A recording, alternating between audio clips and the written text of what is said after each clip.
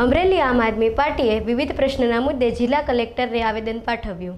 ગુજરાત રાજ્યમાં વધતી મોંઘવારી અને ડીઝલની તીવ્ર અછતના મુદ્દે આજે આમ આદમી પાર્ટી અમરેલી જિલ્લા દ્વારા જિલ્લા કલેક્ટર મારફતે મુખ્યમંત્રીશ્રીને આવેદનપત્ર પાઠવવામાં આવ્યું હતું.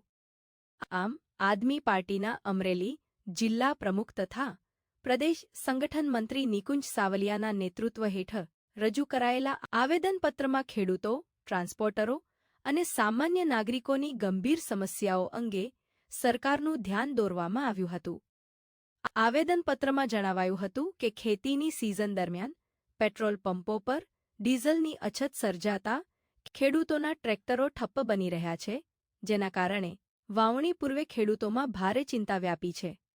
સાથે જ ખાતરના વધતા ભાવ ખેડૂતો પર વધારાનો આર્થિક બોજ ઊભો કરી રહ્યા છે. હાઇવે પર આવેલા પેટ્રોલ પંપો પર હદ કલાક પૂરતો ડીઝલ પુરવઠો સુનિશ્ચિત કરવા તેમજ સંગ્રહખોરી અને કાળાબજારી સામે કડક તપાસ કરવાની માંગ પણ કરવામાં આવી છે. સામાન્ય નાગરિકો અને ગૃહિણીઓને પડતી મુશ્કેલીઓ અંગે રજૂઆતમાં જણાવાયું હતું કે વધતા ટ્રાન્સપોર્ટ ખર્ચના કારણે શાકભાજી, અનાજ, ખાદ્યતેલ અને દૂધ જેવી જીવનજરૂરી વસ્તુઓના ભાવ આસમાને પહોંચી રહ્યા છે. મોંઘવારી નિયંત્રણ માટે ઈંધણ પરનો વેટ અને સેસ ઘટાડવા તેમજ દરેક જિલ્લામાં પ્રાઇસ કંટ્રોલ અને મોનિટરિંગ સ્ક્વોડ કાર્યરત કરવાની માંગ ઉઠાવવામાં આવી છે.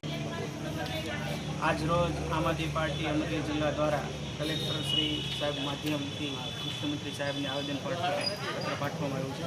મોંઘવારીને લઈને સાથે સાથે પેટ્રોલ ડીઝલના ભાવ આસમાને પહોંચ્યા છે અને અત્યારે હાલાકી છે કે ભાવ વધારા હોવા છતાં પણ ક્યાંય મળતું નથી, જેના લીધે ખેડૂતો સાથે સાથે ટ્રાન્સપોર્ટરો જેના વ્હીકલો છે ટ્રાન્સપોર્ટનો ધંધો ઠપ થઈ ગયો છે.